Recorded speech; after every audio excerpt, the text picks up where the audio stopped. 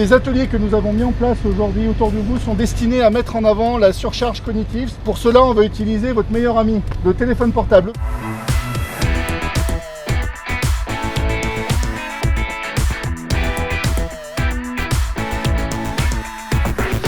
Quel est le lien, on va dire, avec une activité de conduite? Point de vue cognitif, point de vue fonctionnement cérébral, c'est la même chose.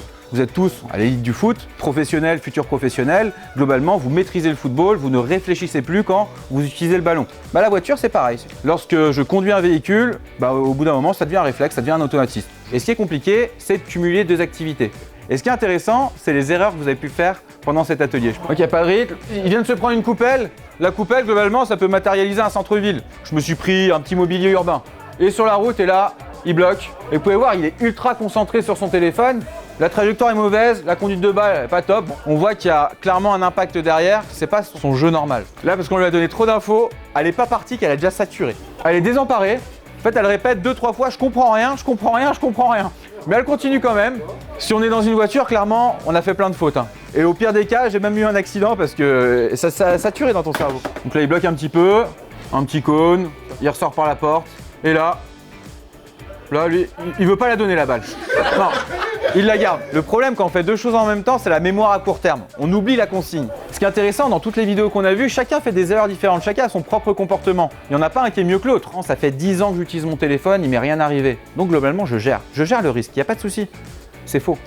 Si aujourd'hui on n'est pas capable de jouer au foot et d'utiliser son téléphone, on ne sera jamais capable de le faire au volant.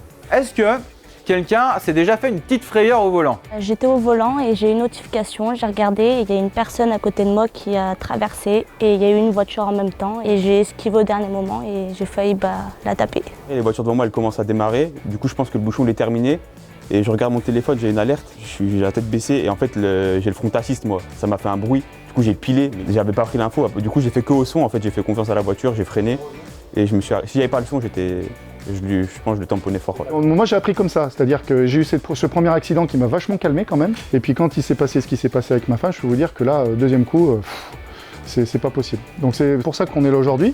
Donc vous ne mettez pas dans ces situations-là. Quand quelqu'un est en train de se déplacer, vous dites « Attends, je suis en train de rouler ». Les autres autour, c'est respect. Parce que ça, c'est la bonne décision. Vous êtes des futurs athlètes, vous avez une carrière devant vous, toute la vie devant vous. Allez pas me percuter une voiture à cause d'un snap ou d'un texto. Moi, je vous dis pas qu'il faut pas utiliser le téléphone, mais pas en déplacement. Faites-le tant que vous voulez à côté, mais par contre, situation de danger, j'essaie d'esquiver quand même. Et ça, c'est du caractère, ça s'appelle la personnalité. Donc prenez soin de vous, et encore merci de nous avoir accueillis aujourd'hui, c'était très sympa de vous avoir.